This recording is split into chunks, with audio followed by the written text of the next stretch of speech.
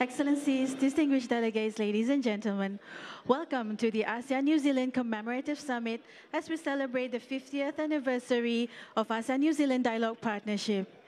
It is with great honor that I invite the Honorable Datuk Sri Anwar Ibrahim, Prime Minister of Malaysia and Chair of ASEAN, and Co-Chair of the meeting to deliver his opening remarks and proceed with the meeting.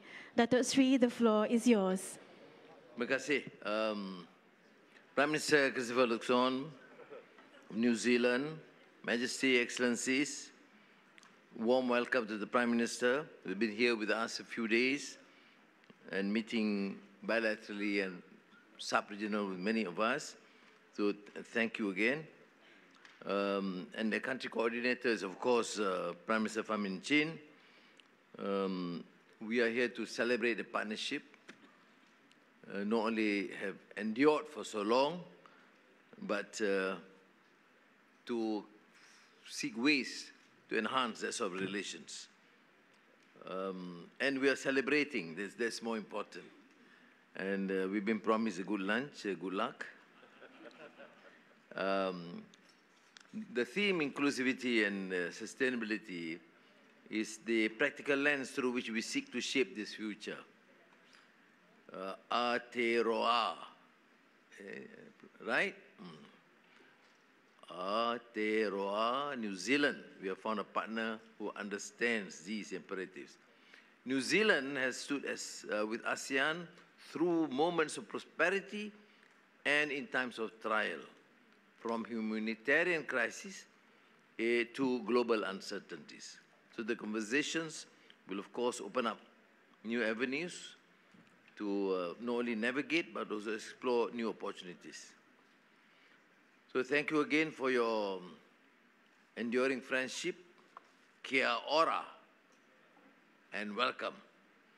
Now, let us begin with Prime Minister Luxon, the co-chair, to deliver his opening remarks. Well, Prime Minister Anwar, Your Majesty, Your Excellencies, Ministers and Honourable Senior Representatives of ASEAN Member States and the ASEAN Secretariat, good afternoon to you all. I'm absolutely delighted to join you for the first ASEAN-New Zealand Commemorative Summit, which is our first in-person leader-level meeting in 10 years. Today we come together to reflect on the legacy of 50 years of partnership and set the future direction for our relationship. 2025 is a big year of anniversaries for New Zealand and ASEAN. Aside from our golden anniversary, we also recognise the 20th anniversary of New Zealand's accession to the Treaty of Amity and Cooperation, a milestone which at the time marked 30 years of ASEAN-New Zealand relations. This summit is the first time we meet with Timor-Leste as a full member of ASEAN, and New Zealand has long supported Timor-Leste's aspirations, and we congratulate you on your formal welcome into the ASEAN family.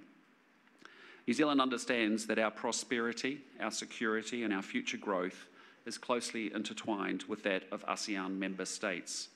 We share a region and we all share a role in shaping its future. Over 50 years from modest beginnings, we have charted a shared story of growth and development. We now have 2 comprehensive regional free trade agreements in RCEP and AANZ FTA, two-way trade of $30 billion every year, and we are signing a new regional air services agreement today. Put another way, we trade in 3 days now what we did in all of 1975 with ASEAN countries. The ASEAN-New Zealand relationship touches all domains, from education to agriculture, renewable energy to the digital economy. Together, our cooperation makes each other more prosperous and more secure in a challenging world.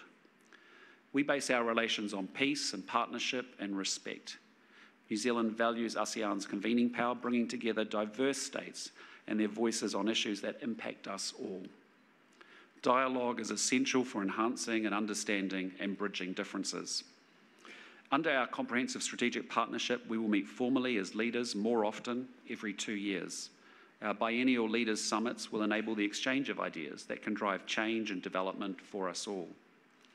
Today, in a world troubled by volatility and in a region where old certainties are no longer guaranteed, ASEAN and New Zealand still hold strong in our belief in the same things: the importance of words rather than weapons, a rules-based order where size does not determine rights, a world where trade stays open, and an Indo-Pacific region in which ASEAN helps anchor a stable and a prosperous regional architecture based in international law. ASEAN and New Zealand together have agency to shape our regional and global order, and so we will continue to work closely together to do so. And I'm excited about the future direction of our relationship.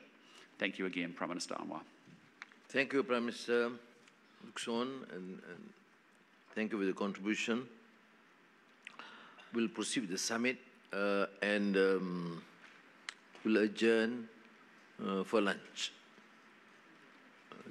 You are hosting the lunch, right? That's right, my friend. It's going to be a wonderful lunch. The faster we get there, the better. Is the beef air flown from New Zealand? Of course, it's the best in the world.